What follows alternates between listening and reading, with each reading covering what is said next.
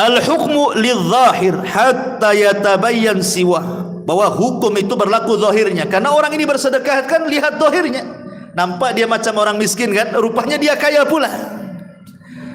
Tetapi kita tidak boleh kemudian datang lagi sama orang kaya, saya salah ngasih sedekah, sini uangnya, nggak begitu kan itu ya. Sudah sampai itu tujuannya. Kalau orang kaya itu paham, tentu dia akan kecuali dia orang kaya bakhil. Kemudian juga di sini ada bayan barakati taslim war ridha wa dhammi at-tadajjur bil qada'i.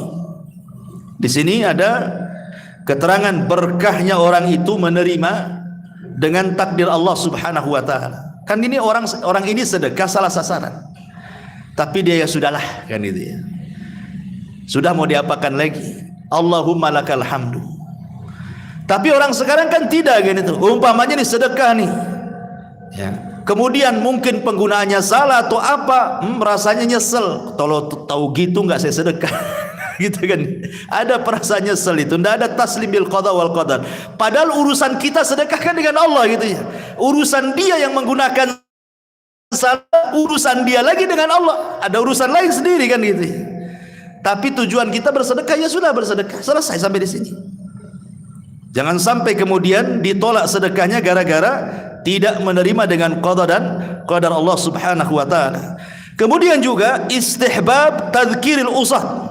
Di sini juga ada disunahkan kita ini memberikan peringatan kepada ahli maksiat.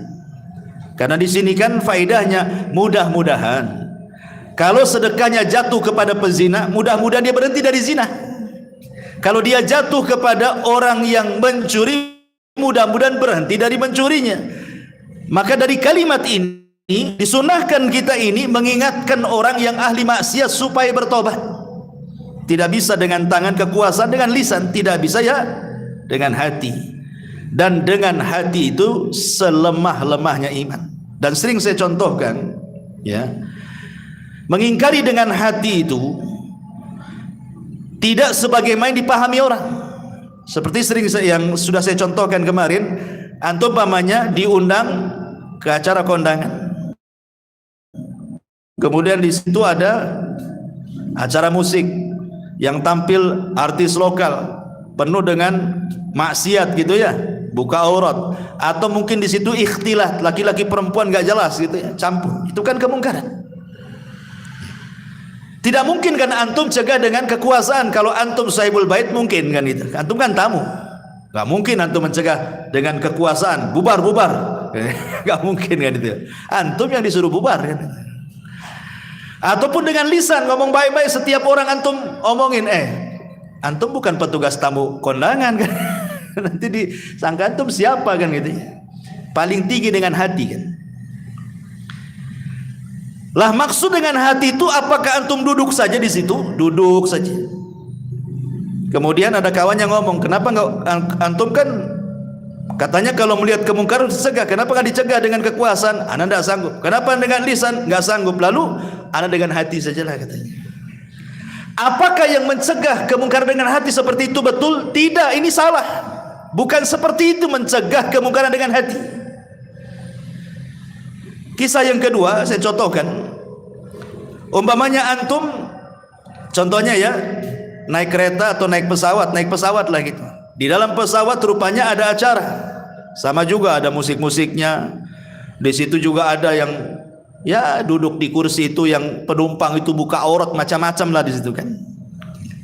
Kemudian saya katakan, kenapa antum tidak cegah? Ya nggak mungkin lah di pesawat. Saya mencegah kemungkaran saya bukan pemilik pesawat kan itu. Ya dengan lisan aja lah ngomong tuh. Yang duduk-duduk penumpang yang buka aurat tuh bilangin saja kan itu. Ya. Ada mungkin juga lah nanti saya bertengkar pada pesawat kan itu ya. Lalu kau cegah dengan apa? Ya dengan hati lah.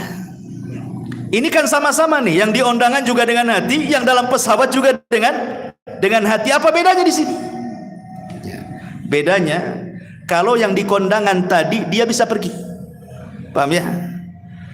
Tapi kalau dalam pesawat antum mau pergi kemana? Mau terjun payung? Ya. Lah di sini ada perbedaan.